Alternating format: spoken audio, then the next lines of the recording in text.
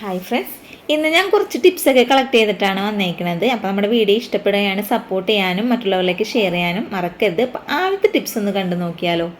അപ്പോൾ ആദ്യം തന്നെ നമ്മുടെ വീട്ടിലെ ഇടിയപ്പത്തിൻ്റെ അച്ചൊന്ന് വിളിപ്പിച്ചെടുക്കാമെന്ന് വിചാരിച്ച്. അപ്പം മിക്ക വീടുകളിൽ ഇടിയപ്പത്തിൻ്റെ അച്ഛൻ്റെ കളറൊക്കെ ഈ ഒരു കളർ തന്നെ ആയിരിക്കുള്ളൂ. അപ്പോൾ ഞാൻ കുറച്ച് വിനാഗിരി ഒരു പാത്രത്തിലേക്ക് ഒഴിച്ചു കൊടുത്തിട്ടുണ്ട്, കുറച്ച് ബേക്കിംഗ് സോഡയും ഇട്ട് കൊടുത്തിട്ടുണ്ട്. എന്നിട്ട് ഇതൊന്ന് തേച്ച് കഴുകി കാണിച്ചു തരാം. ഭയങ്കര ബലം പിടിച്ചൊന്നും ഞാൻ തേച്ചൊന്നും കഴിയില്ല. അപ്പം തന്നെ നന്നായിട്ട് വെളുത്തി ഇട്ടിട്ടുണ്ട്. പുളി ഇട്ടിട്ടായാലും തേച്ചെടുക്കാൻ വെളുക്കും, പക്ഷെ പുളി ഇട്ടിട്ട് കുറച്ച് ദിവസം കഴിയുമ്പോൾ അതിനൊരു പാട് പോലെ വരും. പക്ഷേ ഈ വിനാഗിരി ഒഴിച്ച് ഇതേപോലെ ചെയ്തപ്പോൾ പാടൊന്നും ഉണ്ടായിരുന്നില്ല. ഇനി മുട്ടത്തോടൊക്കെ ഉണ്ടെങ്കിൽ അതൊന്നും കളയേണ്ട കാര്യമില്ല. കരി പിടിച്ച പാത്രങ്ങളൊക്കെ അതാ ജസ്റ്റ് ഒന്ന് പയ്യനും തേച്ച് കൊടുത്താൽ മതി, പെട്ടെന്ന് വെളുത്ത് കിട്ടുന്നതായിരിക്കും.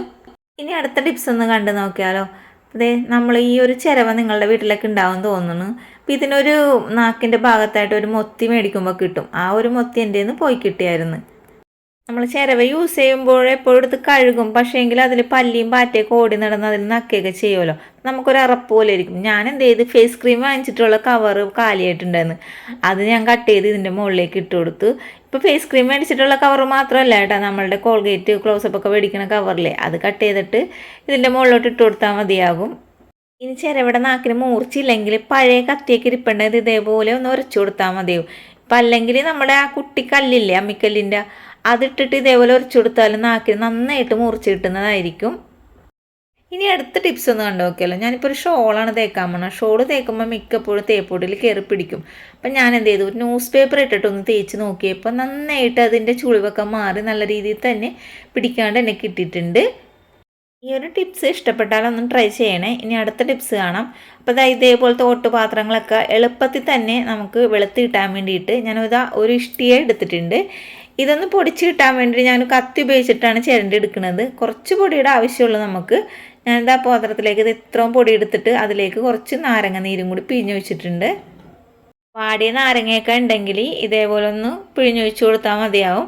എന്നിട്ട് ഈ ഒരു പാത്രത്തിലൊന്ന് ജസ്റ്റ് ഒന്ന് തേച്ച് പിടിപ്പിച്ച് കൊടുത്ത്, പാത്രത്തിലും വിളക്കിലൊക്കെ തേച്ച് പിടിപ്പിച്ച് ഒരു 5 മിനിറ്റ് ഒന്ന് വെച്ച് കൊടുത്ത് അതിന് ശേഷമാണ് ഞാനൊന്ന് അധികം ബലം പ്രയോഗിച്ചൊന്നും തേക്കേണ്ട കാര്യമില്ല.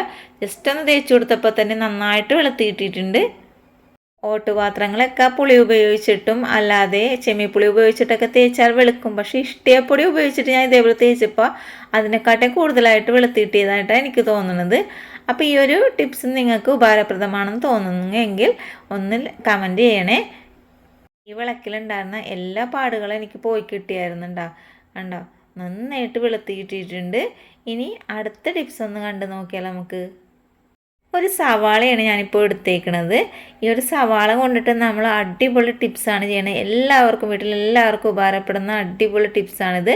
സവാളയുടെ ആ ഒരു മൂട് ഭാഗം ഞാൻ ഇതേപോലെ ചെത്തി എടുത്തിട്ട് ഒരു ചെറിയ ഹോള് പോലെ ആക്കി എടുത്തിട്ടുണ്ട്. കണ്ട വീഡിയോയിലൂടെ നിങ്ങൾക്ക് കാണാൻ പറ്റുന്നുണ്ടാവും. ഇതവിടെ ഇരിക്കട്ടെ. ഇനി ഒരു ചെറിയൊരു തുണി കഷ്ണമാണ് എടുത്തേക്കുന്നത്. അതിലേക്ക് 2-3 കർപ്പൂരം വെച്ച് കൊടുത്തിട്ടുണ്ട്. എന്നിട്ടൊരു ചെറിയ തുണി കഷ്ണം വെച്ചിട്ട് ഞാനിതൊന്ന് കെട്ടി കൊടുക്കുന്നുണ്ട്. അപ്പോൾ ഇതേപോലെയാണ് കെട്ടി കൊടുത്തേക്കുന്നത്. പിന്നെ ബാക്കി വന്ന ഒരു ഭാഗങ്ങളില്ലേ, ഞാനൊരു കത്രി വെച്ച് കട്ട് ചെയ്യാൻ നോക്കി. കത്രിയൊക്കെ ഭയങ്കര മൂർച്ചക്കുറവായിരുന്നു. ഒരു കണക്കിനാണ് ഞാനിത് ചെത്തിക്കണ്ടിച്ചൊക്കെ എടുത്തിട്ട് ഈ ഒരു രീതിയിൽ എടുത്ത് വെച്ചേക്കണത്. ഇനി നമ്മളിത് എന്താ ചെയ്യണമെന്ന് വെച്ചാൽ ഈ സവാളയുടെ ആ ഒരു ഹോളിനേക്കുള്ളിലേക്ക് കുറച്ച് എണ്ണ ഒഴിച്ചു കൊടുത്തിട്ടുണ്ട്. എന്നിട്ട് നമ്മളിത് കത്തിക്കാനാണ് പോകുന്നത്. 2 വശവും എണ്ണ ഇതാക്കി കൊടുത്തതിന് ശേഷമാണ് ഞാനിതൊന്ന് കത്തിച്ചു കൊടുക്കുന്നത്. ഇത് രാത്രി സമയത്ത് വീട്ടിൽ കത്തിച്ച് വെക്കണമെങ്കിൽ കൊതുക് ഒട്ടും ഉണ്ടാവില്ല. നന്നായിട്ട് നമുക്ക് കൊതുകടി ഇല്ലാതെ കിടന്നുറങ്ങാൻ പറ്റും. അതേപോലെ തന്നെ ഇപ്പം മാങ്ങയുടെ കാലമല്ലേ, അപ്പോൾ ഈച്ച ശല്യം കൂടുതലായിട്ടുണ്ട്. ഈച്ചയുടെ ശല്യവും കുറഞ്ഞിട്ടുന്നതായിരിക്കും. താഴെ ആ ഒരു കർപ്പൂരത്തിൻ്റെ ഭാഗത്തേക്ക് വരുമ്പോഴാണ് കൂടുതൽ യൂസ്ഫുൾ ആകണത്. കർപ്പൂരത്തിൻ്റെയും സവാളയുടെയൊക്കെ മണം കൊണ്ട് ഈച്ചയും കൊതുകൊക്കെ ഓടി രക്ഷപ്പെടും. അപ്പം നിങ്ങൾക്ക് ഈ ഒരു വീഡിയോ ഉപകാരപ്രദമായി തോന്നുകയാണെങ്കിൽ മറ്റുള്ളവരിലേക്ക് ഷെയർ ചെയ്യാനും ലൈക്ക് ചെയ്യാനും കമൻറ്റ് ചെയ്യാനും മറക്കരുത്. ഇതേപോലുള്ള വീഡിയോസായിട്ട് വരുന്നതായിരിക്കും. Thank you.